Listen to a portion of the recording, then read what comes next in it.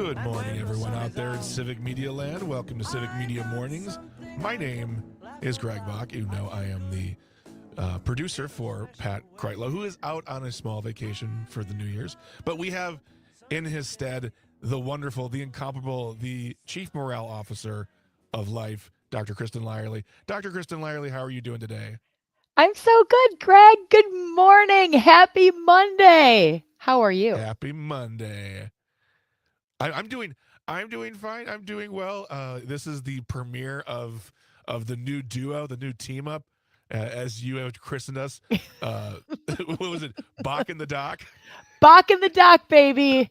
I mean, could there be a better way to kick off this New Year's Eve, the second Yes. to last day of 2024, than rolling out Bach in the dock? Because laughter is the best medicine, my friend. It really is. I don't disagree with that at all. And good feelings, especially this early in the morning. There's Mhm. no one better to help us feel the good feels of the coming new year than Dr. Kristin Lyerly. And if you want to join us, be part of the conversation, you can call or text us. It's the same number. It's 855-75-CIVIC, 855-752-4842. You can also leave a comment on the live stream like Tony just did, who said, "Is this Bach in the Dock?" And yes, it is, Tony. It Uh-huh. is, You in bet fact, it Bach in is. the Dock. We're going to get t-shirts. We We're should going to get get coffee t-shirts. mugs. There's a whole thing we're trying to do. So, You but know, Grandpa Dr. Pat right Lyerly, now is having major FOMO as he is listening well, and taking care of his grandkids. You know, he is like, "Wow, I wish I was in on Bach in the Dock." well, the thing is he goes, I'll probably listen to him. I'm like, why? Sleep. Sleep in. Yeah. Alicia Saunders on the live stream also says, "Good morning, Greg and Dr. Lyerly. Good morning to you as well." Alicia, always glad to have you around. Dr. Lyerly, what do we have on the docket for today? We are going to have a great day. We are going to Yeah. do the usual stuff. We're going to talk with Brittany Merlot. We're going Yep. to talk about the headlines over the weekend, of course, the Packers. And in the second hour, we're going to be joined by Emily Cephos, who is Mm. a delightful human being, a mom, an organizer, an educator, a former candidate for state assembly. And she's going to share with us her experience and what she's learned as a candidate and how she plans to move forward in the future.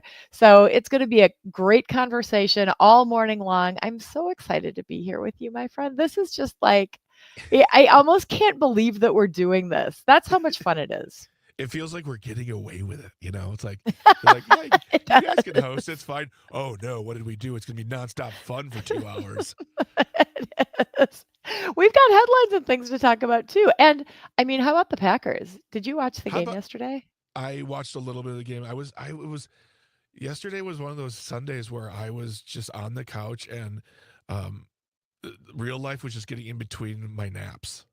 Like I was just Mm, passing in and out all day long. I was like, I'm just too tired. My dog's like, "What do you want to do?" I'm like, "I just want you to be as tired as me right now."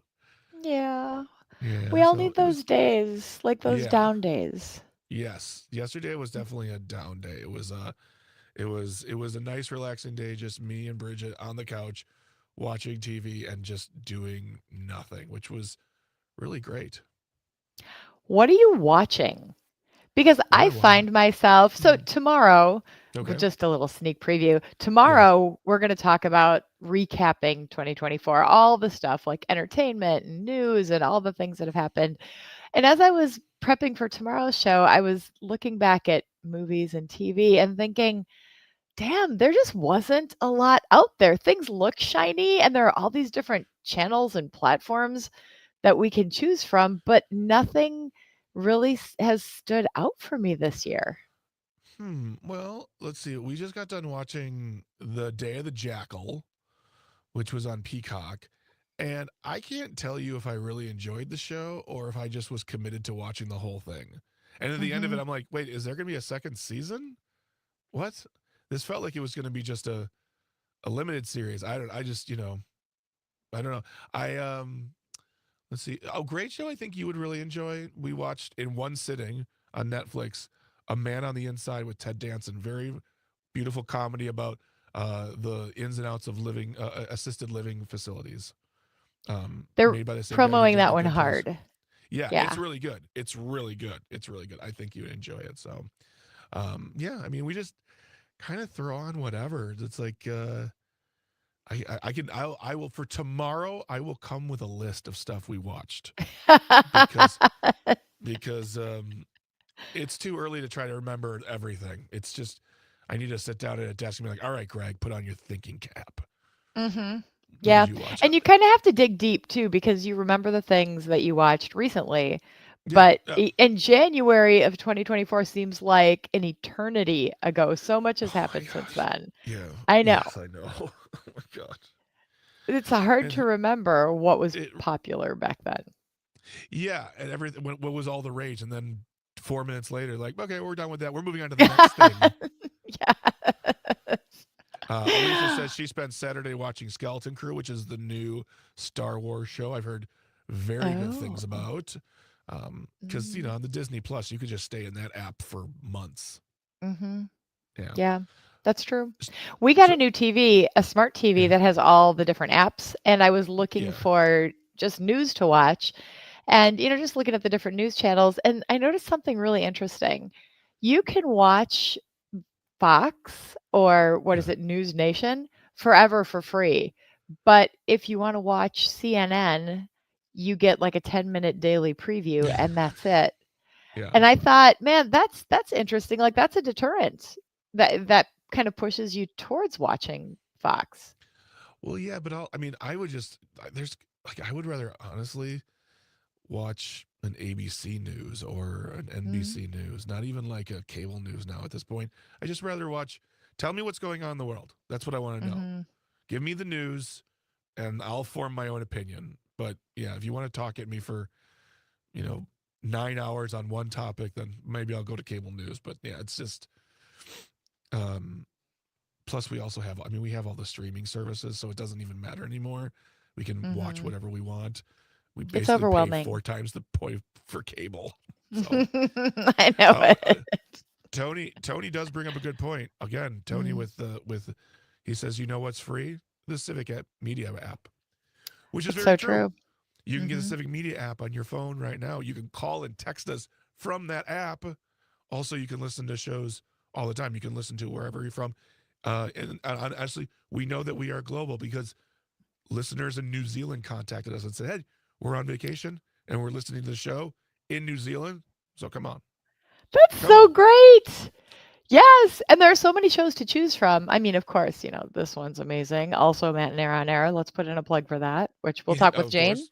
later this Yes, we will. morning. We will be doing that as well. And yeah, we are Matt and Air on Air, 10 a.m. to noon. That's a fun show. But there's a great lineup all day long. And Mhm. you really can get great news coverage. You can get great information. You can talk. You can listen to great guests being conversated with, if that's a word. I don't think that is, but I don't care. But yeah, it is a really good uh, center to find all your news when it comes to Civic Media. You can also customize that app as well. You can you want to listen to more sports, you can do more sports. You can do more news. It's all there, right at your fingertips. The Civic Media Mhm. app. It is free, absolutely.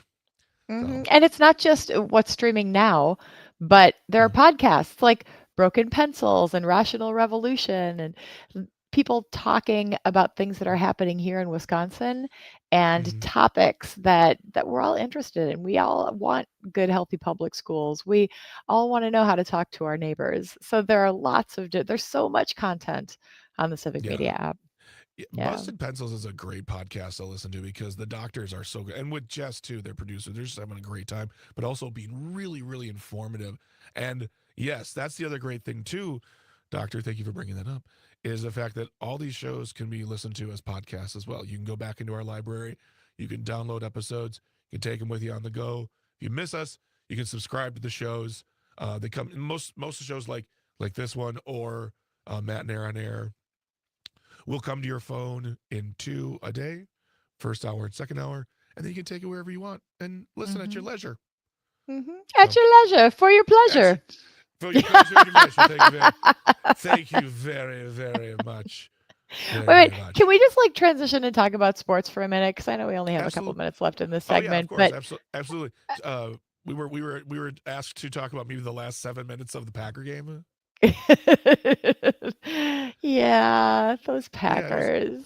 The way you were talking, I'm like, oh, they won, and then I looked like they just didn't. But they They lost made up. by a They little. made up. Yeah, It was I mean they, bad, and then they got better. but they also lost by a little to like arguably one of the best teams in the NFL. Hmm. Am I wrong? No, no, no. You're right. I mean, we've got a great division, and they did great. And of course, we've got a wild card berth, which is fantastic. Yeah, So now the question is, who are we going to play? yeah. And it's looking like maybe the Rams, maybe the Eagles, possibly the Falcons. We'll know next week. We've got to beat the Bears. And I mean, we should beat the Bears. It's here in I mean, Lambeau. everyone should beat the Bears. I mean, I know. but Those what, poor what, what, are you- Bears. what we, you know, I guess the question I have, and maybe we can talk about this on the other side of the break. Then, are your takeaways from the game, as well as this season? Because like last year, it was kind of an up and down season. You didn't know where everything was going, and then the Packers once again just like, oh, they're pretty good again. They're always Hmm. pretty good. They're so young. And Yeah, they're really still kind of figuring it out. And, we had some injuries. I mean, you yeah, always have some injuries. You kind of never, you can't plan for that. But, the thing about the Packers, though, is that they inspire you. They make you feel excited, like you want them to win. And then they get that big play, and it's so exciting. So I was watching from a yeah. pub here in the Green Bay area, and it was just packed, and everybody was, jumping up and down and high fiving, and it was a blast. So it's so Well, much more than just the game and the score of the game. It's the whole experience. oh, absolutely. And we're going to talk more about that on the other side of the break. Well, we take a moment to pay some bills and get some water, stay hydrated, because Dr. Lyerly will tell you that staying hydrated is very important. But don't It's true. go anywhere. Stay close. You are listening to Dr. Kristin Lyerly sitting in for Pat Kreitlow, and I'm here too, Greg Bach. Hello. Talk in the You're duck. Bach in the dock. You are listening. that's that's sticking around. You are listening to Mm. Civic Media Mornings on the Civic Media Radio Network. Don't go anywhere. Stay close. Good day, sunshine. Good day, sunshine. Good day, sunshine. I need to laugh.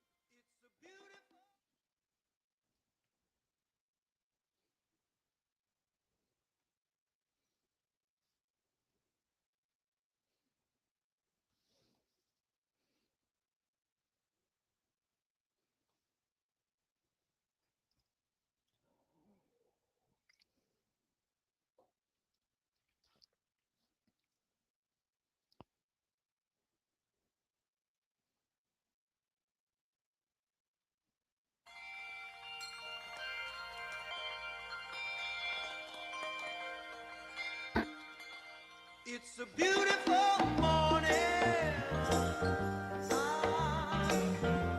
I think I'll go outside for a while. The Hey, Greg, sky Hey, Dr. Lyerly. just taking some your clean music selection just makes me feel so cheerful on a Monday Good. morning. Well, that's what my job here is on Civic Media Mornings, which you are listening to right now on the Civic Media Radio Network with your host, Dr. Kristin Lyerly, sitting in for the effervescent Pat Kreitlow. I am also, Effervescent. I know, I just wanted to get that. I love using that adjective whenever possible. But you are listening to us right now. We're sitting in, Mr. Kreitlow is on a much-deserved vacation, visiting family over the holidays, and he'll be back later on in the week. But for right now, we have Dr. Kristin Lyerly here with you. And yeah, Yeah, Dr. good Lyerly, you were morning. talking about, good morning. You were talking about before, you were talking about in the earlier segment, the Packer game. We just narrowly lost, but you know, hey, hmm Yeah, it, enough about that. Let's not talk okay, about the Packers anymore. Let's talk about okay, something. Let's talk about something that is of utmost importance. yes, Something that happened yes, on Saturday. Okay, are you yes, ready? I'm ready. Okay, there were all these bowl games, and these are serious bowls. So let's just Yeah, review a few of the serious college bowl game names. all right. We had the Wasabi Fenway Bowl, the Mm, Bad Boy Mowers Pinstripe Bowl, okay. the Pop Tarts Bowl, and the Snoop Dogg Arizona Bowl presented by Gin and Juice by Dre and Snoop. And I'm wondering what is happening in the world that these are real bowl games. I mean, These are all as a football games, college right? yes, as a college football player, how are you like, yeah, we dominated the Snoop Dogg Arizona Bowl presented by Gin and Juice by Dre and Snoop. We were amazing. Do they get like if they win the bowl? Do they get like chains to wear or something, or do they get a high five from Snoopaloop himself? I don't. This is ridiculous. Because this is when I was younger. It was just like the Sunshine Bowl. That was it. The Sun Or Bowl, that's the Sun Bowl. tomorrow. Yeah, yeah. Is it still the Sun Bowl, or is it like the Nestle's Oreo Monsanto oil company? Monsanto. I have no idea. Like, just throw a bunch of different names in there and then like bowl. No, like the series, like the Rose Bowl, those are all still real, and those are all part of like the college football playoffs. So those are Yeah. like the big serious bowls. These are like the add-on bowls, but the names every year just get a little bit more ridiculous. And I mean the Pop Tarts Bowl, please. Well, I mean, Pop Tarts. I'm not gonna thumb my nose at the Pop Tarts bowl. I mean, of all the of all the bowls you just mentioned, that's the one I would probably want to be a part of the most. Especially if I'm it was sure you do. the chocolate frosting ones. Those are delicious. So, Oh my gosh. is there a bowl that you're going to be watching? Like, is there one you're watching for sure? Is there one you're really looking forward to? Hey, I am a Minnesota Gopher, and they are playing on Friday. And I don't even know what the name of the bowl is that they're playing in on Friday, but they are What? playing in a bowl, and I will be watching. They are playing. That's just funny. They are playing in a bowl. And let's see, Minnesota Gophers bowl game. We can just look because that's the beauty of the The internet. Google. Uh-huh. The Mayo Bowl, It's mm, Duke's Mayo Bowl. that That's is right. who will play in Yeah. the? Is it the for Duke's Mayo? Okay, that's dumb. Mhm. It's Yeah, yeah, because there's that's a company Duke's mayonnaise. I yeah, My I don't get goodness. it. I don't get it. But Yeah. anyway, moving At on any rate, to a more enthralling topic. yeah. Have you heard about what's happening with Donald Trump and TikTok? No, I know that they're once again bringing up the idea of banning TikTok again because I guess they're bored. But what did he do? So it's supposed to be, unless ByteDance, which is the Chinese company that owns TikTok, Yeah. sells to an American company, there's supposed to shut down operations in this country on like the 19th. So the day before the inauguration, January Yeah. 19th.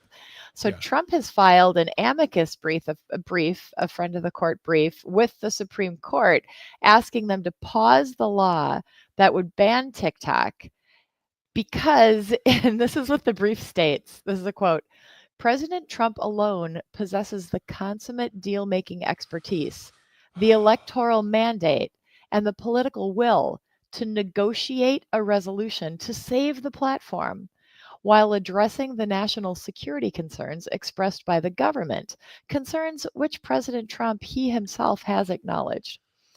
So he he is going to be the TikTok hero. That's the plan. What?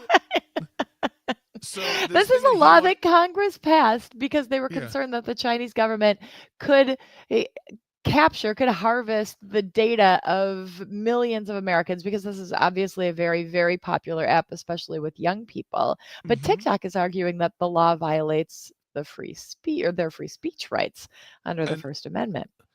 and that's what I've been talking about since this all thing came up. It's like you want to get rid of this app because of why, and also individuals, Americans, let's just cut it off at Americans right here. Americans who make their living doing TikTok, making whether it's thousands or millions of dollars a year, I feel like they'd have a case to sue the American government saying, "No, you can't do this.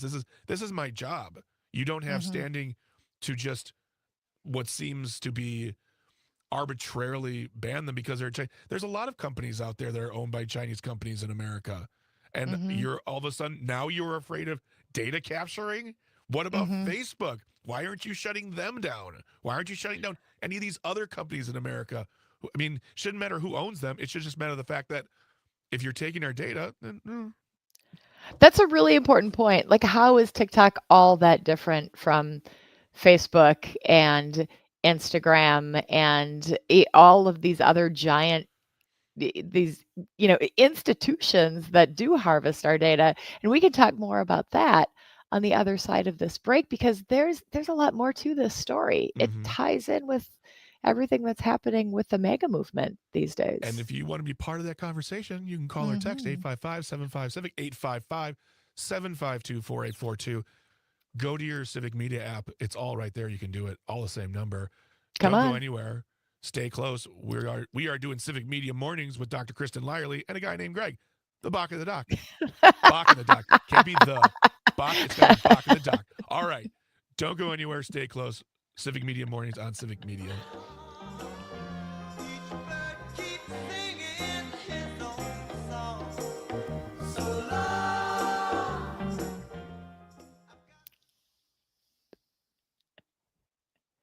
We're killing it. I gotta go feed my cat. I'll be right back.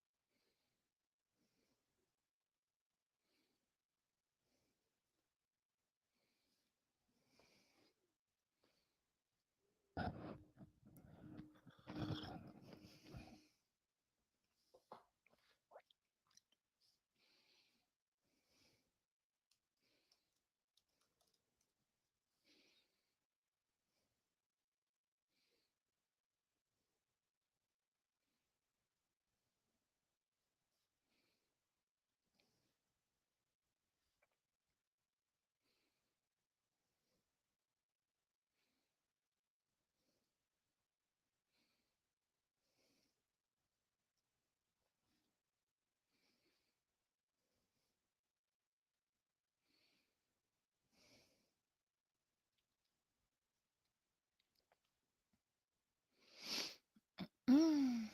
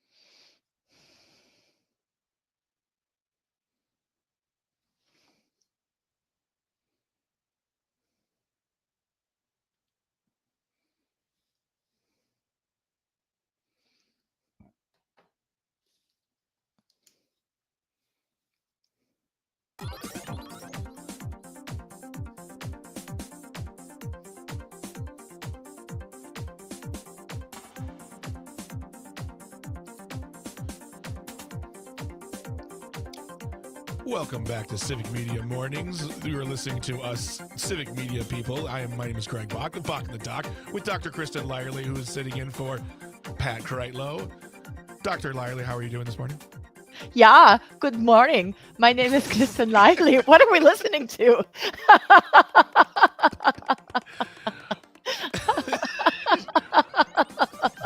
We are listening to a song called Computer Love Oh, yeah. by, believe it or not, a German techno band. Get out. This is Kraftwerk with a song called Computer Love, a song made back in the early 80s about finding love on the computers. Oh, Yeah. that's what's happening now. Yeah, that's right. So, Yeah.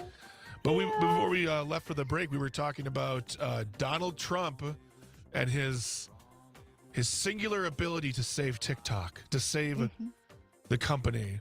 Dr. Lyerly, can you get more into that, please? Well, I think it makes sense because TikTok is very popular. And when we saw that it was threatened, people were speaking out about it. And we know that Donald Trump likes to respond to what the people want to see. So I'm not surprised at all by this. It'll be interesting to see what the Supreme Court does with it and where we go from there. I would like the Supreme Court just be like, can you guys just knock this all off? Because I just feel like by Congress doing what they want to do with this, which it seems very bipartisan too, because Joe Biden has spoken about the fact that TikTok needs to find an American investor or American company to own. I'm like, I just feel like you're going to end up in court. This is going to end up in court, and not like the Supreme Court for Donald Trump. And I think the reason why we're talking about this is because he did. No one cared about who owned TikTok until it became this, awful thing he said it was. And then we started caring. Well, I think people did care, but no one was paying attention until he started talking about it. And it was bipartisan. It had to be. I mean, that's how it became a law. But it's not bipartisan and is related is what's happening with MAGA right now. Have you been watching the implosion over the last week where the tech billionaire immigrants are pitting themselves against the base over H-1B visas? Oh, yeah, this is where it starts. It starts. Yeah. Yeah, And because these tech billionaires they want more folks from other countries to come in and fulfill these tech jobs that they say Americans are just not capable of doing. We need talent from other parts of the world to come in and do this. And of course, the base is like, well, what about the Americans? We've been talking about we've had this anti-immigrant stance throughout the entire campaign. So how about we train more Americans in STEM? And we've got, Elon and Vivek Ramaswamy and all of these other tech billionaires who are saying it doesn't work this way. It's been fascinating to watch. yeah, so what you're telling me is that just rounding up all immigrants, period, just regardless, and throw them, that's just not a good idea? Is that what you're telling me?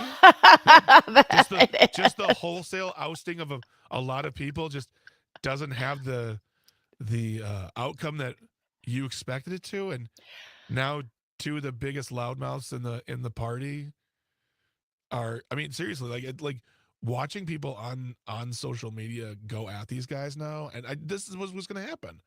Hmm. this is what was going to happen, especially with Elon too. Like I didn't think Elon. I thought Elon would be. I think he'll be out by February. The first buddy, but where's he going to live? I mean, he's essentially been living in Mar-a-Lago. Yeah, I don't know. I don't know what's going to happen here. It's so interesting though to see like how these very different factions came together to help Trump get reelected or get elected, but now you're seeing these cracks in the base. I wasn't expecting it to be over these H-1B visas, but hey, if that's what it's got to be, then that's fascinating. Here's what Vivek Ramaswamy said as he weighed in, and it really, really upset the base. This is a quote. He said, American culture has venerated mediocrity over excellence for way too long. A culture that celebrates the prom queen over the math Olympiad champion or the jock over the valedictorian will not produce the best engineers. And then he went on to call for more math tutoring, fewer sleepovers, more weekend science competitions, fewer Saturday morning cartoons, more books, less TV, more creating, less chillin', more extracurriculars, less hanging out at the mall. And he said, if you grow up aspiring to normalcy, normalcy is what you will achieve. And normalcy does not cut it in a hyper competitive global market for technical talent. If we pretend it does, we'll have our butts handed to us by China. So, I mean, this is a guy who just spit in the face of the mega base. And then we see Nikki Haley herself, the daughter of immigrants, of Indian immigrants, just like Ramaswamy, coming in and saying, there's nothing wrong with American workers. American culture is fine. Look at the border and see how many people want to come in. I mean, all of these different mega people who support Trump are entering this conversation, and it's becoming personal. The attacks are becoming even uglier. And I mean, grab your popcorn. Well, the way that, I mean, first of all, did Vivek Ramaswamy write that quote in like 1987? Because Hanging out at the mall. hanging out at the mall, having sleepovers. What's up, everybody? We're gonna watch Nightmare on Elm Street 3 tonight. Um, but the thing is that what he's saying. I mean, look, there is to a certain point. I don't disagree with him. Like we need to prop up excellence, but that must be prevalent in our public schools. That must be something that is funded. That is must be something that is a priority by local and federal government.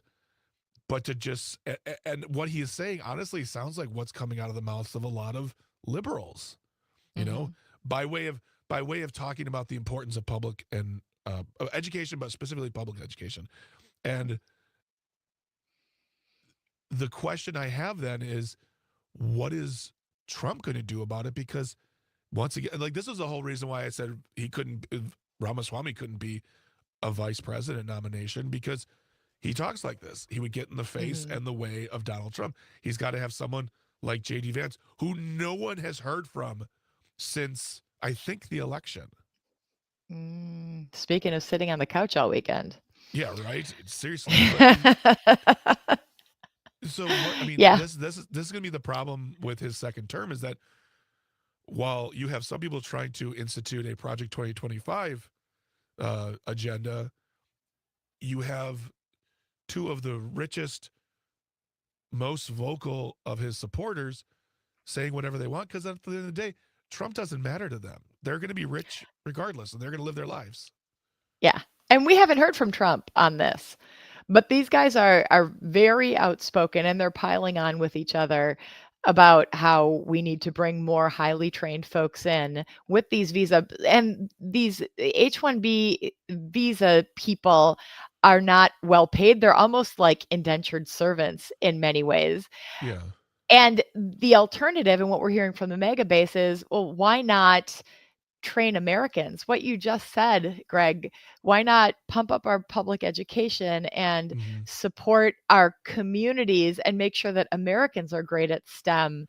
The way that these two factions of this movement are fighting against each other, I think, is really going to be a challenge for Trump to be able to manage as he moves forward after the inauguration. It will be an interesting, and I'm going to say the word fight, because there will be fights. There Mhm. will, I mean, there were so many books written about Trump's first term, about the fighting that happened back behind the scenes between people vying for power. And those were politically powerful people and names you don't recognize or you've never heard before. But now you've got a whole new cast of characters, and you throw in all of these cabinet nominations, which I have said before and I will keep saying again, just sounds like a reboot of the Apprentice to me. All these Mm-hmm. quote unquote famous people that you saw on television, on the stump, on the tours with them. It's going to be a very, and I don't say this with fun in my voice, it's going to be interesting to watch, but it's also going to be probably embarrassing too, because you're going to see a lot of loud infighting, if you will. They'll be taken to social media, they'll be taken to the papers, they'll be taken to cable news and bashing each other because they don't care about the country. They care about their clicks and their likes and the money they're going to make and the notoriety they'll get off of this experience. Mm-hmm. And could we strike an incredibly stark contrast with another really important news story from the weekend, which Yeah, is, of course, the loss of the 39th president, Jimmy Carter, who yeah, was really, in so many ways, the opposite of Donald Trump. I mean, Jimmy Carter was a one-term president because he did the things that he knew were right for the country. He said the things that people needed to hear but didn't want to hear. yeah, And that really crippled his presidency, especially toward the end. And of course, there was the energy crisis, and he asked people to cut back and to not use as much energy and to be smart about the environment. There were so many things that he asked of the American people, and the American people were like, I don't want to do that. And ended up no, instead going with, Ronald Reagan and his gushy optimism. And then look at what Carter was able to accomplish in the his post presidency era. It what an incredible contrast between these two presidents. Jimmy Carter just never ceased to amaze me. Like growing up, people would like to you know slam him and say like he was a failure of a president, but really when you found out he was just a guy trying to get things done. And we found out, and as you said, he said use less energy, use less gas. And people were like, no, okay, well Mhm. we can't be in this together if you're not willing to help out too. And the things he said post presidency, I mean, his standing up for queer people in the face of of a church he belonged to, and said, I'm Mhm. leaving that church because I believe in love. I believe love is Mhm. love and Jesus is love. And building houses up until like what, 2 years ago? Mhm. And racism. I mean, in Georgia, in deep South Georgia, he was very outspoken and an anti-racist, and that was Yeah, really unusual at that time. And I got to tell you, Greg, like it's embarrassing. It was Carter versus Reagan when I was in the 6th grade. The yeah, first time I voted, and yeah, I remember the dominant culture was, well, Jimmy Carter's just a peanut farmer. And so most of my class voted for Ronald Reagan. I think only 2 people voted for Carter.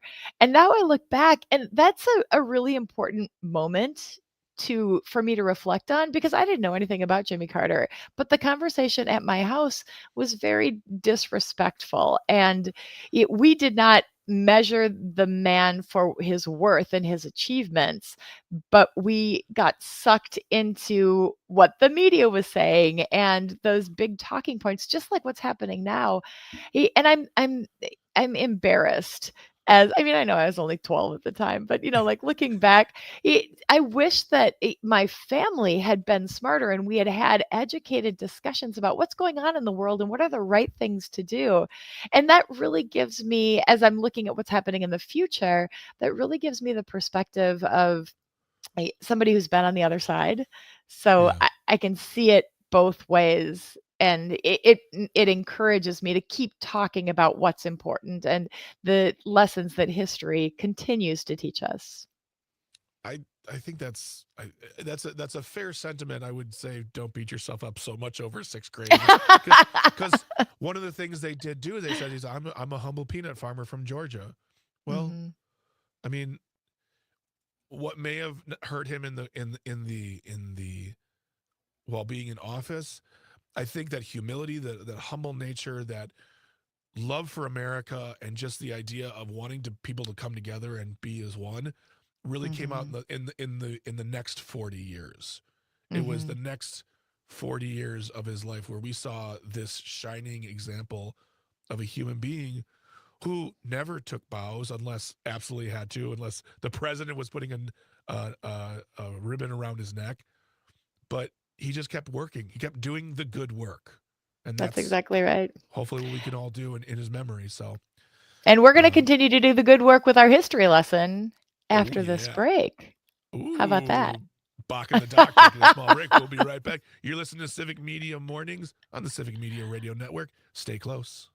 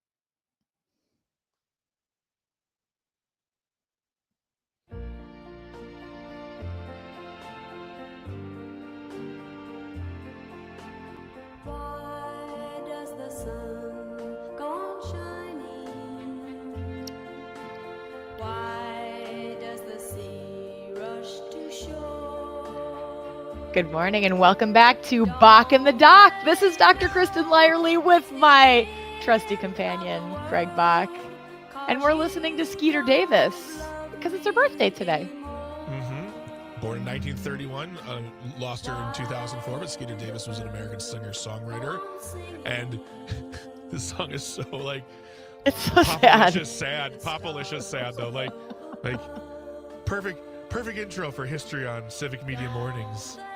But we got to run down to the history, and we wish a happy heavenly birthday to Skeeter Davis. So many happy heavenly birthdays to celebrate today. I mean, could we just have a little bit of fun with Bo Diddley, born on this day in 1928? Oh my gosh, Bo Diddley. That man was such a guitar player. It's so fun and just a character. Awesome. Yes. Lost him in 2008. That long ago. My goodness gravy. My goodness. Yeah. And of course, how about Del Shannon? Oh, I got a song for you. The Del Shannon song of all. Come on now. Are we going to sing it? Why not? It's his birthday. As I walk along, I wonder. It's such a fun song. Like right from the beginning. Yeah. Mm-hmm. Yep. And like this song ends and the end of the world like 2 minutes. These are like my They goodness, couldn't just be they knew how two to- more they knew- different songs, Greg. Right. Absolutely. I mean, Well, this one makes me want to be like, yeah, let's go. It's Monday. Woo! That one makes me want to cry into my pillow. well, another birthday we're celebrating is the birthday of Paul Stuckey.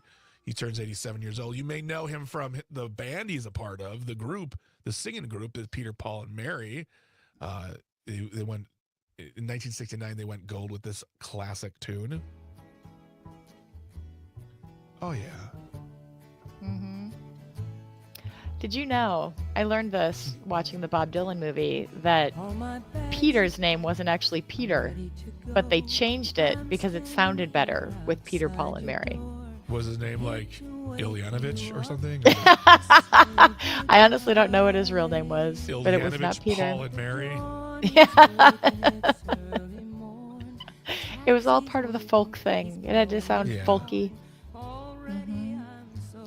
This is groovy. Yeah, I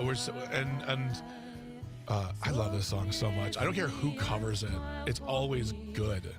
Aww. It's nice. It's mellow. Other birthdays today: Sandy Koufax, born in 1935. Yeah. How about LeBron James? 40 He's years 40? old. Can you believe that? My goodness, still playing the basketball. I know. He's, I mean, the GOAT, is he? The GOAT? I don't know. I don't. You know what? One thing I don't care enough about basketball to get into this conversation. But here's what I'll know: is that if you have this argument, you're gonna find at least 5 people who say yes, 5 people who say no, and I'm like, I don't really like. What about, let's talk about Spud Webb. Spud Webb was 5'4", could dunk a basketball. Spud. Yeah. So let's just, if we're talking Spud about the Webb GOAT, was not the GOAT. Mm-mm. I don't know. I think an argument can be made. I'm not going to argue with you about Spud Webb. Yeah. We're But- also Yeah, let's talk about Ron Wolf and Yeah. what an incredible human he is, born in 1938, Pro Football Hall of Fame general manager for the Green Bay Packers. Brilliant in just helping to further the Packer name and legacy here in Green Bay. We have so much gratitude for Ron Wolf. Yeah. Mhm. He's I didn't know you could go to the Football Hall of Fame as a general manager. I thought that I did not know that. Mhm. It's That's about the very, pack. very- It's not just about the players, Greg. Well, now I know that.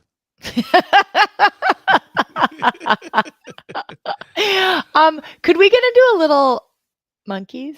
Because I Of love course the we can. We can. Monkeys. We can always. It's my first concert, 1986. That's Really, me so- too. yeah. And was it with Weird Al Yankovic? I honestly don't remember. I Okay, remember well- skipping a high school banquet for like National Honor Society so I could go see the Monkeys at the Brown County Coliseum. Oh no, then that wasn't the one I saw. I saw the one in Milwaukee. But still, we're celebrating Michael Nesmith and Davy Jones, who I think Mickey's the only one left. Yeah, Michael died in 2021, and Davy Jones died in 2012. But we have this lovely song written and sung by Michael Nesmith of the Monkees.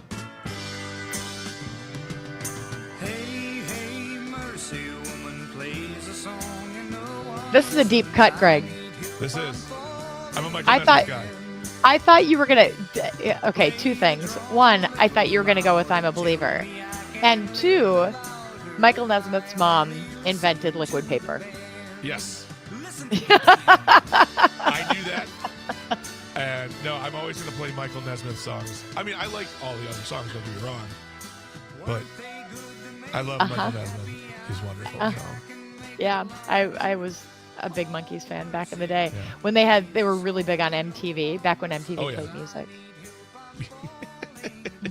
We are also celebrating the birthday of punk rock icon Patti Smith, who is turning 78 today and did really well with this, believe it or not, Bruce Springsteen cover.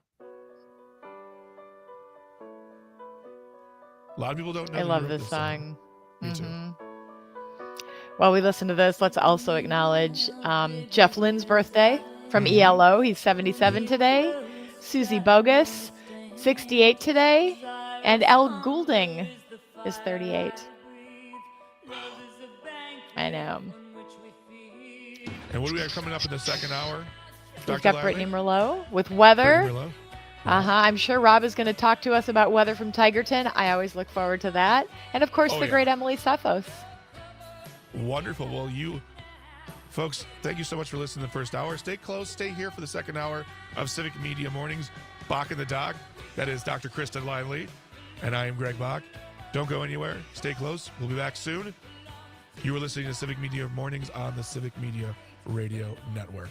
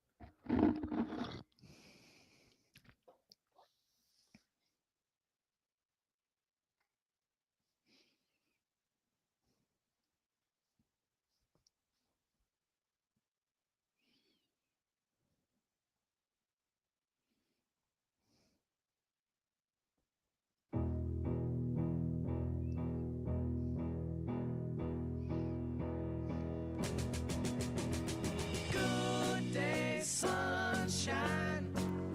Good day, sunshine. Good day, sunshine. I need to laugh.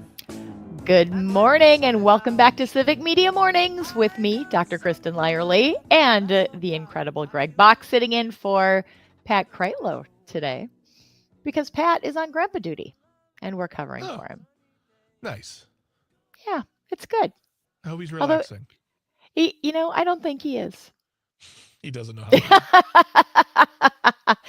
Well, I think, what does he have, a 2 and a 6-year-old that he's taking care boy. of? That does not feel like relaxing to me, but And one hey. of them is awake, I'm sure, right now.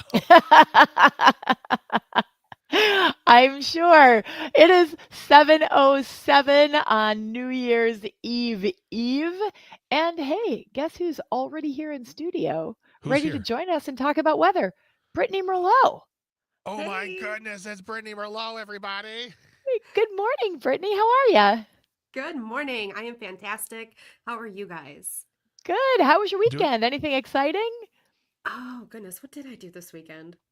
What did I do? I went shopping for a New Year's Eve dress and I saw the Lion King Mufasa movie, the live Ooh. action. Was it good? Did you like it? I thought I was watching Animal Planet for a little bit. It was really weird for me to, not see Did it an actual inspire you cartoon. to actually, did it inspire you to bring a cat on board Yes, today? it did. And who is Yes. that? Who is that This- lovely kitty? This is Baby. Goodness, she is awake this early with me, so I was, but why not?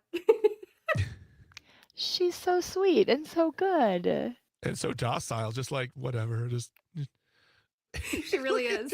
You love your staring you in the love your sky. baby so much. Hey, Oh, that gosh. Oh, That is very dear. My cats are outside the door, pawing at the window because they want in, but they're Yeah. obnoxious, so they can't come in.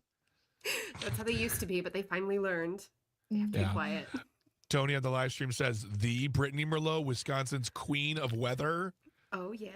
That's Thank you, right. Oh, Tony. yeah. That's Uh, right. okay, before we get to the actual forecast, I have a question for you. Yeah. The Farmer's Almanac. Okay. 80% useful, they claim. How is it? Like back in the day before we had all of this technology, that's what my grandpa, the dairy farmer, would use to try to figure out how to predict what was going to happen. So, how do you, as someone who has all of this technology and is able to tell us all across the state what to expect, not just today, but for the days to come, how do you look back on that historically? Are you fond of it? Are there lessons to be learned? What's your take on the Farmer's Almanac, Brittany? Honestly, I think it's awesome. I think there are lessons to be learned. I think they were definitely on to things. I mean, they did, like you said, they don't have the technology that we did, and they were able to pick up on little cues throughout nature to really understand what's ahead when the seasons were changing, when was a good time to harvest or not, and, a lot with the moons too. I think it's really, really cool. I mean, yeah, I can't use much of it these days. I've got a little bit more technology that's a little better, but they're not wrong. We'll put it that way. I don't see them wrong very often. Just a little off at times. Mhm. And they said this winter is gonna be calm. Well, I mean, it's calm compared to the things that we've seen before in the past. So, see, they're onto something. We haven't had those big, crazy, crazy snowstorms dumping feet of snow just yet. But the cold weather, whew, it's coming back on Thursday. Did you see that? Uh-oh. Highs in the teens. Yep. Happy New Year. Happy Right? New Year, Brittany Merlot, with always the good news. Thanks a lot. Slip it Bye. like Now, Well, tell That's us what you what brought me can we here for, no? what can we expect here in Wisconsin as we say goodbye to 2024 and welcome 2025? Well, it's a pretty nice warm ending. Still mild temperatures, highs today in the upper 30s to low 40s. So that fog is still there. And that snow, oh my gosh, gone. Completely gone. I was looking Yep. at the state of Wisconsin. Is there any left? There's just a little bit. We'll have to ask Tony, maybe towards Ashland and that Lake Superior area. But otherwise, muddy season out there. Patchy fog still lingering throughout today into tonight, even tomorrow as well. So a foggy end to the year. We do have a wintry mix moving in tomorrow afternoon in places. Doesn't look crazy accumulations or anything like that, but just a little trouble into those day hours. But it does clear out by the evening, so if you are headed out to celebrate and ring in the new year, it'll be partly cloudy, a few flurries far up north, and temperatures falling to the 20s. But by New Year's Day, tons of sunshine. I love when New Year's Day is sunny. Highs in the mid to upper 20s, so still comfortable before we take that slide cold on Thursday and into next week. It is really deceiving right now because it's so warm. I went out yesterday with no coat on. I was just wearing my Packer Yep. jersey. It was so warm. That's Mhm. amazing. I'm glad you took advantage of it though, right? No coat, December. I know. It's weird. It is. It made me so sad to see that snow just evaporate, but we'll get some more. My sleds that we used to sled down the hill in the snow are sitting in the garage looking very lonely right now. Oh, Mhm. Dry, no snow dripping off of them. It's sad. they'll eventually get some. It'll be happening. We'll get it. Just wait for Thursday, I guess. I don't know. January, February is when all that stuff comes along. So we got Rob from Tigerton, of course, giving his forecast update, which is good morning from Tigerton. It's a fair and 30 degrees. Some slick roads out in central Wisconsin. I got to see the new Twister. Ooh. I think Twister movie. I think Twisters. he's saying he saw the new movie Twister on Christmas Day at my sister Lori's house. Spent Christmas with my sisters. And then we got an inch and a half of rain Friday and melted the snow away. It was nice to the sun, and it wasn't foggy, as well as I'd rather have snow in the winter instead of the mild weather that brings slippery roads and freezing fog. That's very, very true. And also, not to mention, we know, Rob, that you make your living doing lawns and plowing. So I'm sure you want to see some snow as well. But thank you, as always, Rob, for getting in touch with us and let us know what's going on in Tigerton. And, let's also point out that it's not just about clearing snow and mowing lawn, but it's about when there's ice, getting out and making sure that the driveways and stairways are safe for people to walk on. Because just because Yeah. there's no snow doesn't mean that it's not treacherous. Yeah. So we have to be careful, those of us who live up north. Yeah, we do. Oh, Yeah. and did you guys Mhm. know all you need for a whole 20-foot driveway is a coffee mug full of salt? That's all you need. We That's all. oversalt Really? our driveways. Yeah. Oh my Yeah. God. My God, I knock out like a third of a bag. I'm just like, no, Dump. I missed this. I missed that corner. Someone's going to slip and fall. I gotta get that corner. Yeah. No, I'm Well, so I'm so glad you mentioned that, Brittany, because you're right. We do oversalt. We use too many chemicals, and then they end up in our water supply. yes, they And do. that's obviously not good for our streams and our rivers. Nope. So just use that coffee mug, spread it out, save the money. Why not? Save work too. I love that. Uh, or do Brittany, what I do. Just don't salt, don't shovel at all. Just let people deal with it. Just let them deal with it. I've done that. I've done that many winters. Brittany, thank you so much. It's always so good to see you. And we will see you back when? Thursday? Are you coming back I on will be. Thursday?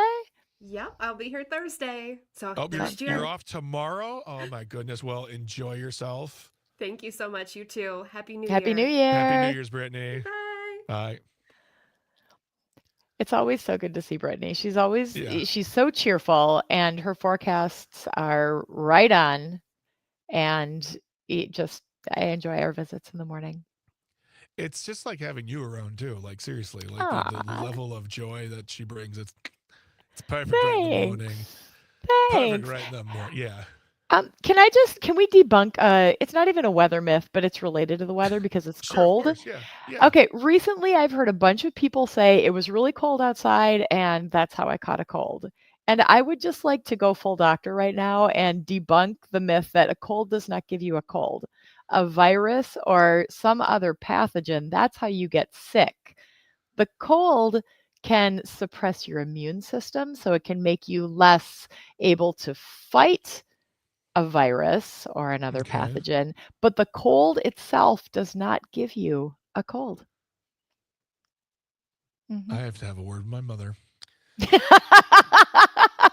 Many, many years. You're gonna catch cold if you don't put a jacket on. Well, Mhm, so okay. All right. Since you have your doctor cap on right now, mhm. what are other theories, myths, things that need to be debunked? And I'm not talking about like the big, get your shots, get your vaccines. I'm talking about like those little stories we've told ourselves for generations, and now they're just stuck into our everyday. We just think that's how it happens. It's what we do. Oh, geez, I don't know. We need listeners to ask us their questions about theories that Fair need point. to be How would debunked. they do that? I mean, Oh. do we have a phone number? Oh, I think it's 855-75-CIVIC, 855-752-4842, or you can leave a comment on the live stream, or Yeah. you can text us through the Civic Media app. Am I The Civic missing Media anything? app I hear is free, fun to use, and easy. Very, very simple stuff there. You can simply go to your Civic Media app. You can text or call us through that app. You can listen to us through there. You can take us anywhere you want. We can go global. Our app has been to New Zealand. It has, and we can debunk things that need to be debunked Yeah. before Yeah. 24 is over, right? I mean, we've got to get this done so we can start 25 with a fresh slate and lots of knowledge. Absolutely. I have no problem with that whatsoever. One of the things that I really want to talk about tomorrow is some of the health news that we have seen in 2024.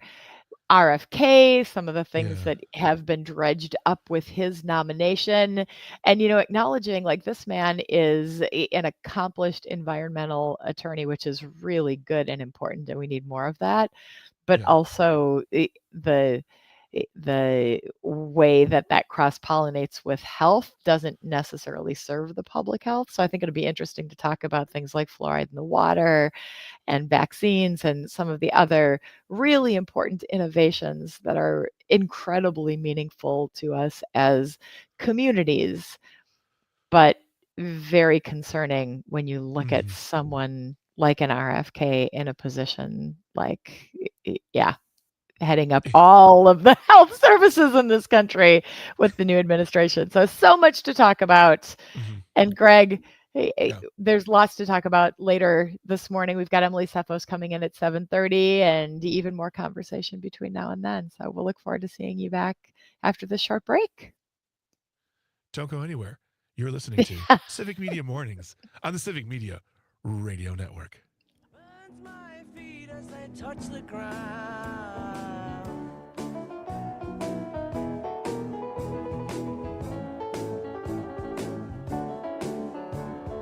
Good day, sunshine. Good day, sunshine. Good day, sunshine.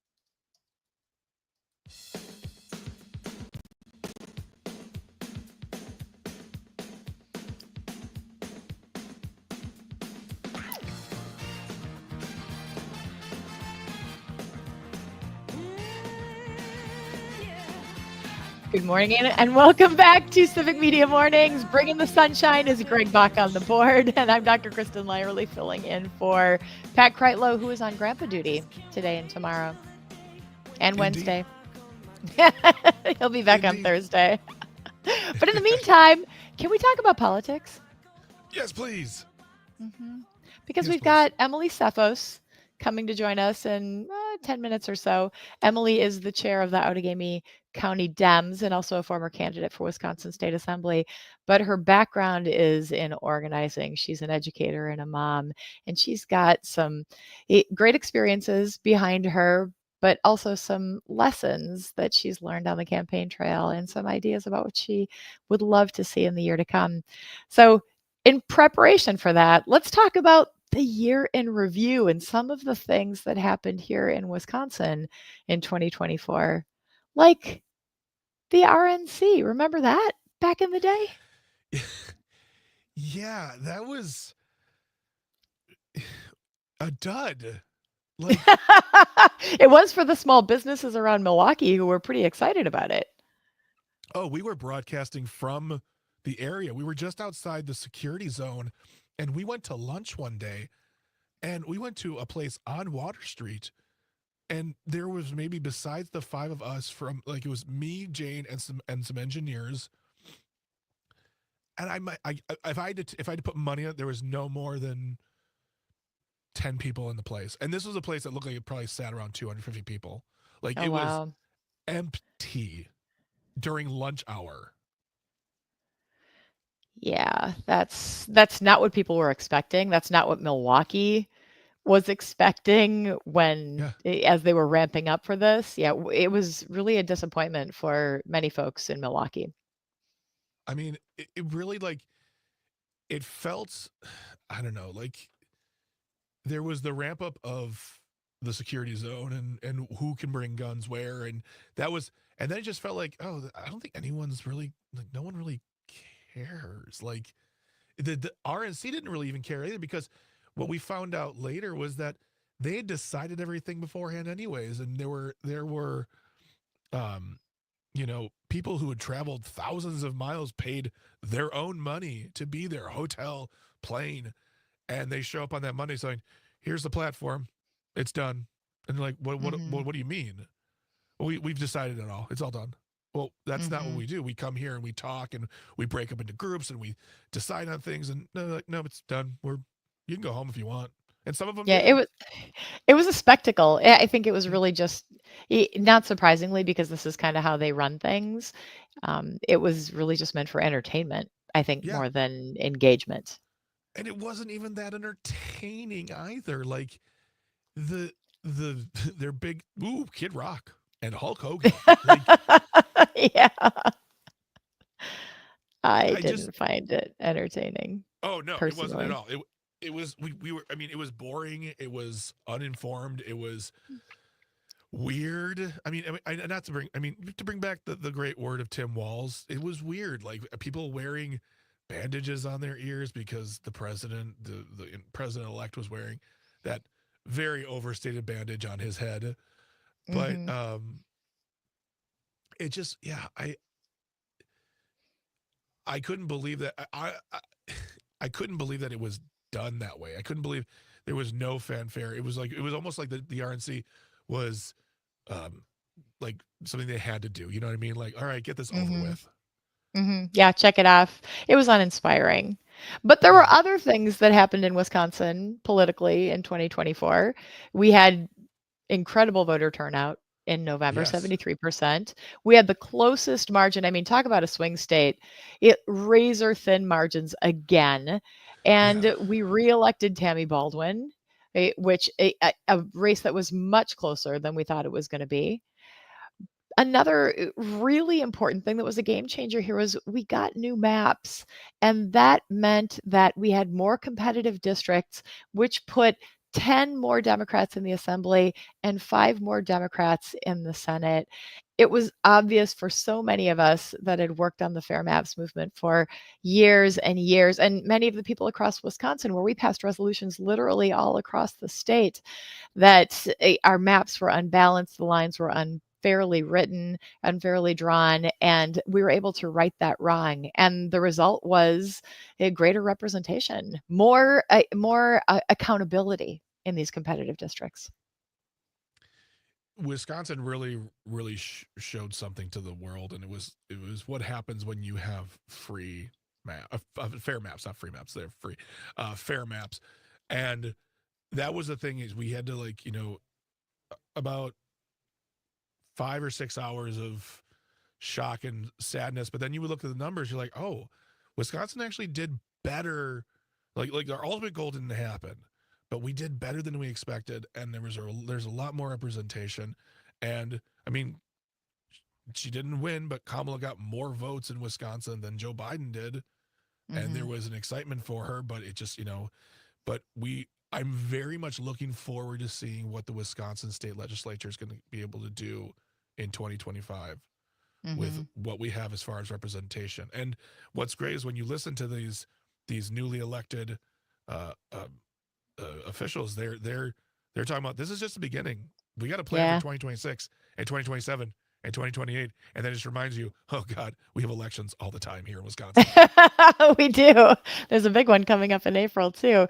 But Yep. looking ahead to the midterms, it's so inspiring for those of us who follow politics to know that for the first time in a long time, a lot of these elected officials are going to be held accountable for the things that they do. And they're actually going to have to fight to keep their seats. They're going to have to be out in public. They're going to have to participate in debates.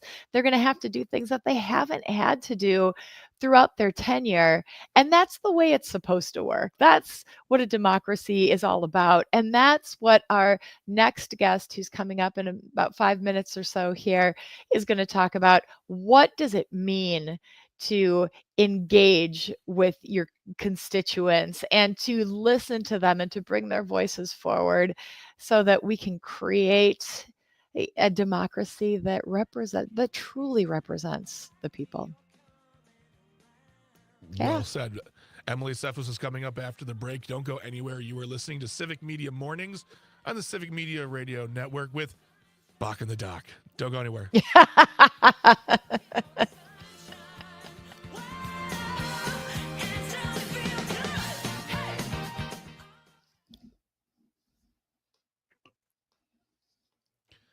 Good morning, Emily. How are you today? I'm doing fine. How are you? Doing fantastic. All right, this is a longer break. We're coming back in about 5 minutes. Okay. And we get back. Well, you know the drill. You've been on the shows before, so Yeah. Yeah. All right. I like the Bach and the Doc thing. That was cool. All Dr. Lyerly. All Dr. Lyerly. She That's sends me a great. text message. We Bach and the Doc. I'm like, I love it. I feel like I should have more like horns and weird like chicken sounds and whatnot. I don't know. I think Pat was a little worried at first. Like, this could have some legs. Is he going to have a job when he comes back? I know. And I think that we can say with 100% certainty, yes, he will have a job when he comes back. Yes, you're holding down the fort for him, though, Exactly. All right. We'll come back in about 4 minutes. Okay.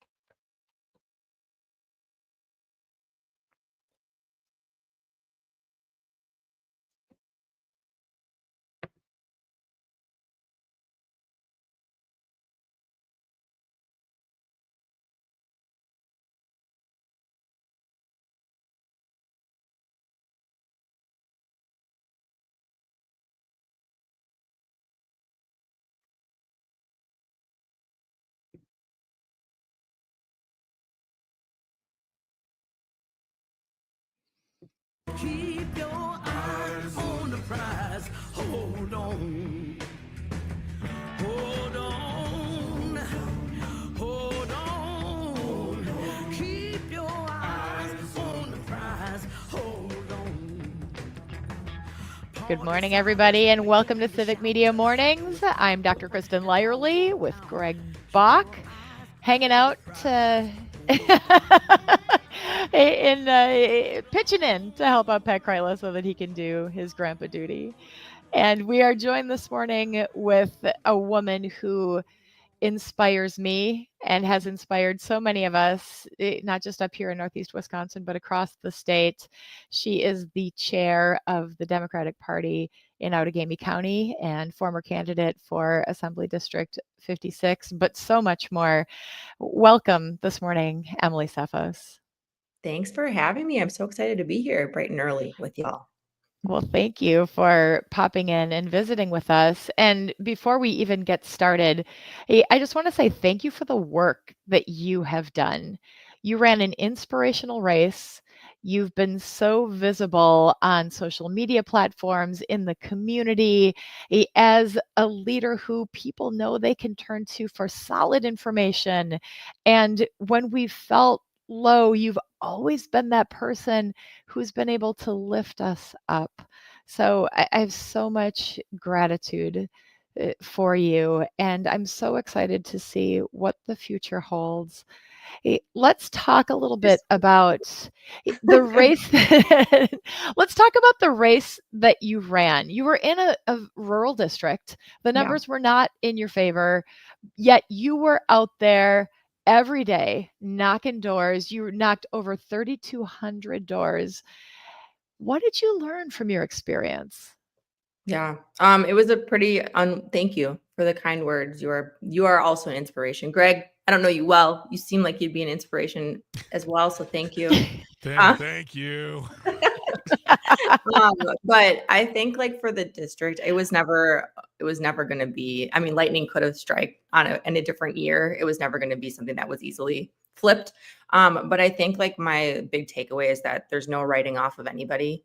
And I think that the conversations that I had at those doors and in communities when I show up for events or just forums and things like that, like they're worth having. And there's so many people that we depend on an electorate that doesn't know all the nuances of policy and the real world impacts and implications. And that's why you see people that frankly don't have to show up. Like you just mentioned, accountability, right? They don't have to show up because people are working too hard and are too just in their lives to really dive into hey, wait a minute, this problem might be solved with a policy decision that was made. And for me, it was about letting them know, right? Like to be like, well, you're complaining about this. This is how it connects to politics. This is how it connects to policy. And we could be doing better for you in Madison or in Washington. But you have to have those kind of conversations, and having those like really kind of instilled in me like that is the work that we need to be doing throughout the year, throughout the, like not just electoral cycles, but all the time. So what was it like as you're out knocking doors in these rural areas, knowing that this is not downtown Appleton? You're likely to talk to people who maybe don't have a great image of what a Democrat is. I mean, let's be honest, up here in Northeast Wisconsin, in the northern part of the state, it is out of favor to be a Democrat. Yet there you are talking to folks about the things that they care about. What's it like to go to Hortonville and knock on somebody's door, not knowing what kind of a conversation you're going to have? That's a good question. I think it's like I try to root everything in like our shared Wisconsin values, right? Like that we care about our family, our community, and our country. And we see the getting there in different ways sometimes. But it was about approaching those doors with respect, with an understanding that whatever they're experiencing or whatever their reality is, because we have, I always mention disinformation is huge. That I'm not going to just like write off what you're feeling or what you're thinking, because those are real and we need to address those. And so it was about like a respect and a kindness that I think is lost in politics nowadays. And it's definitely for me, it was when you were on doors, there were definite hard lines where I was like, I'm not accepting that. That's hateful rhetoric, or that is just complete false information. But a lot of times it was kind of like helping them get there, right? Helping them take a couple steps toward like the truth or connecting it to the policy because they deserve that. And if you just write them off, then it's nothing's going to improve and they're not going to come to a better understanding of how their lives can be helped or hurt by policy. And that's what we need to we need to educate the masses, the electorate, so that they vote, that in a way that will help them. And I believe that is, it aligns with the Democratic values and platform. And this is a strategy that you don't have to be a candidate to implement, right? Like we all are, we have neighbors and we have friends. And I guarantee you that we are not aligned completely with all of the people in our lives. There are so many opportunities for us to have these conversations and to respectfully engage and educate and listen and share. And that's what you did. Yeah. Do you remember any particular interactions that you had when you were out talking with folks in these rural areas? Yeah, I do. There were many, and I should have done a better job at writing them down because there are so many stories. But there was one gentleman in particular that wasn't on my list, who was out fixing a trailer. And I came up and I was like, "Hey, I'm running for state assembly, wondering if you know who you're voting for." And he's like, "I don't vote." And I was like, "Oh, can you tell me why?" And he's like, I just don't. I don't think that it's going to change anything. Blah, blah, blah. But we got into talking, and he had a grandson that he was raising because his daughter had substance abuse issues. And so he's raising his grandson who's autistic and nonverbal. And we talked about the fact that okay, he goes to a public school, that IEP, that's political, right? If it's funded or not, if your public schools are funded or not, that's political. When his grandson is old enough to, after 18, what's going to happen there? Any supports that he's able to receive so that it not only helps him gain as much independence as possible, that's political. And whether or not they're supported as caregivers, that's all tied to policy. And I was like, these things are seemingly, and they're supposed to be, because it makes you feel like you want to throw your hands in the air, right? And he was like, I don't engage. I was like, that's all political, and they're depending on you not to engage. And if you want to change things, if you want to make things easier for your family and families like yours, you need to be showing up to vote. And I followed up with him too. And we had a really, really good conversation. And I'm just, had I not done that, might he have gone through the remainder of his years without, engaging in any way? Yes. But I'm hopeful that we're planting those seeds, right? And that we're getting them to be a little bit more thinking those things through. So that was something that it still gives me goosebumps, because he was so nope, don't do it. And by the end of it, he's like, oh, I never considered these things. So yeah, it was really moving. That's so neighborly and so respectful. And I really admire the way that you approach these conversations. So my next question is, how do you take this experience and translate it to where we go next? There have been a lot of postmortems done on this election, and how did the Democrats mess it up, and how can we possibly recover? But I think you have you were in the trenches, and you have a pretty strong opinion about where we can go from here and how we can do it in a really personal and authentic way. Yeah, I think that it's a mistake to just go for, you mentioned April's election, right? In Wisconsin, we are constantly just running from electoral cycle to electoral cycle. That just can't be how we do things. We should have a vision like that in the future. 5-10 years down the line, Wisconsin is solidly blue. We were a bastion for progressive values decades ago. We can become that again, but we have to work toward it. And part of that is engaging our local communities. So you mentioned Hortonville. This district also covered New London and just these teeny tiny little towns. And the dream is that all those people that I collected along the way that were supporters to say, okay, we got to organize our own communities. We have to fight back against disinformation in our own communities. We have to get our local electeds, make sure that we're protecting those county board, those town board, those school board seats.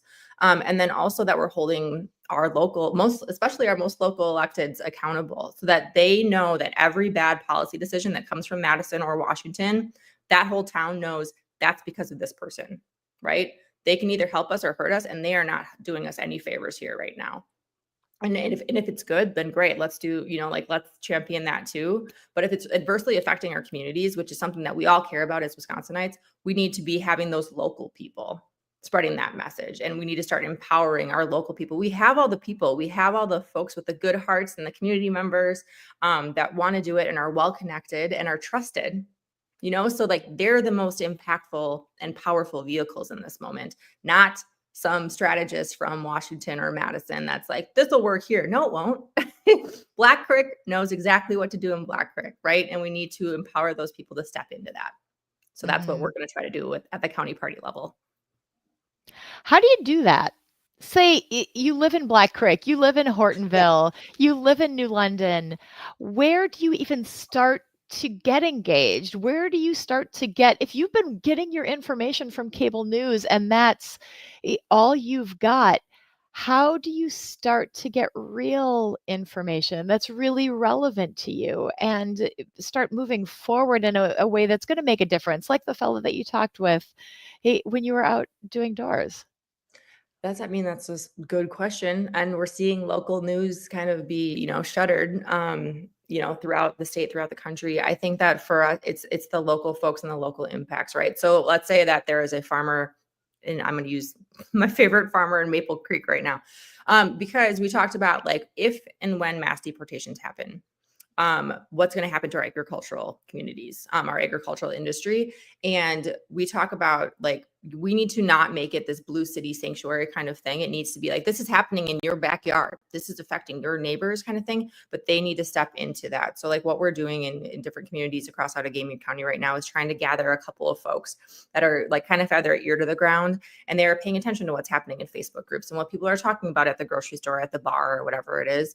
And then they're going to start operating and organizing around those issues because it's the local stuff that we hear over and over again that I think we can start with.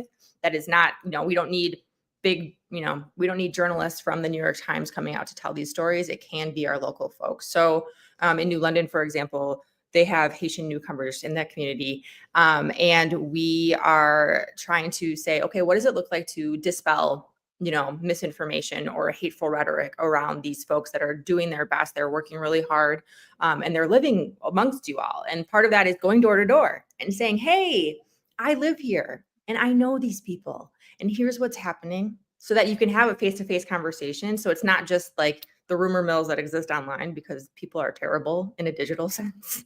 And there are no consequences. When you're just interacting on Facebook, you just put a message out there and there's nothing coming back to you. So you don't really know how they feel. But when you're standing there in your community, and I hear you saying part of it is it's all local, all politics are local, but also it's not about the election. It's about everything that leads up to the election. So that organizing needs to start now, even though we're working toward the election in April and we're working toward the midterms, which are in November of 2026. That all needs to begin now. Now. Yes, exactly. And to show up 3 months before any election and be like, we got it. You're going to turn out the exact same people you always turn out in a large sense. But if we really want to build toward a blue Wisconsin, toward a political leadership, I guess, that reflects where we want to go as a nation or as a state, we really need to be doing that on the groundwork right now that is day to day and rooted in our communities. And that is like from our own people, which is the most trusted vehicle. And Emily, you do so much on social media. We can find you at emilycephos.com. If people want to reach out to you, they can find you at team@emilycephos.com. And of course, they can follow you on TikTok, Instagram, Facebook. I just love your TikToks. Hi, this is Emily Cephos. I'm your candidate for Assembly District 56. Not anymore, but you're still Emily Cephos and you're educating and you're pulling people together, which is the beauty of who you are and what you do. What's next for Emily Cephos in the waning seconds that we have before we need to go for break? Oh man, I have a big long to-do list before the new year of just getting my life back on track. I feel like when you're campaigning, it kind of goes to the side. But I don't we'll stay tuned, I guess. Follow me on all the things and we'll just see what happens in 2025. I really appreciate being on here. Thank you guys so much. Just the beginning, sister. Thank you for spending the morning with us. Always so good to see you. Bye. All right. Bye-bye. We'll see you folks back in a few minutes here on Civic Media Mornings.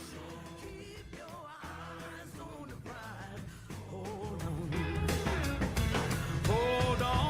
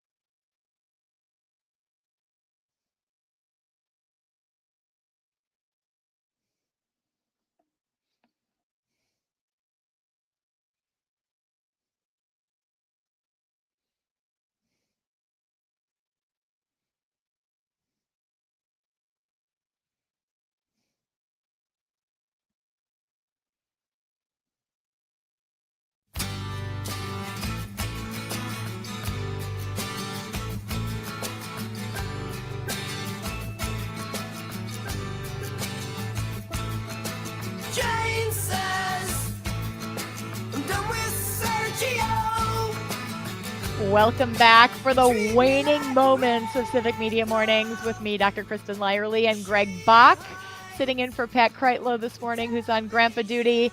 And hey, we welcome Jane Matinaire from Matinaire on Air. Hello, Jane. Good morning, my friends. I was listening on the way in. You guys are sounding great. And I think you should get your own show just because Bach in the Dock is so good. Just as a name of a show. Could we do it from a beach? And it could be Bach in the Dock, rocking the dock from the dock. I don't know. There's more alliteration here. There's potential there. There is definitely potential there. But no, you guys were sounding good. You were sounding great. Thank you very much. Thank you. Thank you, friend. What's going on today on Matinaire on Air? Well, I think we're going to talk a little bit about the big Twitter fight that happened after Christmas and through the weekend, and Elon Musk and Laura Loomer and and Vivek Ramaswamy. And there's some hurt feelings out there about H-1B visas, and Americans apparently aren't smart enough. So let's close the Department of Education. I just think there's going to be a lot to kick around there. But watching that unfold in real time was pretty entertaining, actually. We talked about it a little earlier this morning, and it's fascinating to see how it's cracking. Like, these very different factions came together to get Donald Trump elected, but now you're starting to see how it actually doesn't work. And what we need to do is pick up the pieces and figure out how to move forward. How do we fund public education? How do we make Americans smarter? How do we use H-1B visas so that we can import the talent that we need? This is not a black and white issue like everything else, but we've got to dive into the complexities to make sure that we're doing it correctly. Lord knows when I want to talk about nuance, I think of Laura Loomer, Elon Musk, and Vivek Ramaswamy. Subtlety. The subtlety, yes, those morsels of detail that you just can't find anywhere else. Yes, the subtleness of the insults over the last couple of days has just been astonishing. And I am amazed by the level of apparent betrayal on some, that they really feel that they have been betrayed, but no one is blaming Donald Trump. Wait, yet again. Jane, I need you to say it again. They've been what? They've been what? They've been betrayed. I know. It's just really been something to watch. So I think you make a great point, though, Dr. Lyerly, in that we have to figure out how to fix some of these things, and closing down the Department of Education is not going to be the answer. No, but you know what I think the answer might be is, I don't know what you guys are doing after the show, but we could go to the mall and maybe we could have a sleepover. Figure it out there. Oh, my God. Yeah. Vivek Ramaswamy. Does he want to have a sleepover at a mall? We can talk about this more on Matinaire on Air coming up at 10 a.m. He had a laundry list of things that kids shouldn't be doing. And two of those things were having sleepovers and hanging out at the mall. Instead, they should be studying. I was like, did you write this tweet in 1987? No more sleepovers? I don't, yeah. This is the cause of all the problems in our country today. Kristin and Greg, it's the kids having sleepovers and doing silly games. Pillow fights are the end of this democracy. The beginning of the downfall of society, and it all started with 11-year-olds having sleepovers. That's good to know. Yeah. I mean, this is rich. And there's so much. Like, I guess one of the things about this upcoming Trump presidency is that there will be lots of material, lots of stuff to talk about. Yeah, there's that. I've even seen some really, the actual comics, the big ones, saying I could do without 4 more years of this kind of material. Yeah, I could happily not have that and find some other things to make fun of. One other thing I do think that I do want to kick around for a little bit, and I know it was a painful game for the Packers, but on the flip side, it was a great game for the Bills, and I am so happy. I am ridiculously happy about how that game ended up. The Bills and the Jets, if you don't know who I'm talking about. Oh, they scored. Yes. They were scoreless. They were scoreless until they put the backup quarterback in, and it's just the little things in life sometimes, Kristen, can really bring a spark of joy. Schadenfreude is the word you're looking for. It just makes me kind of happy.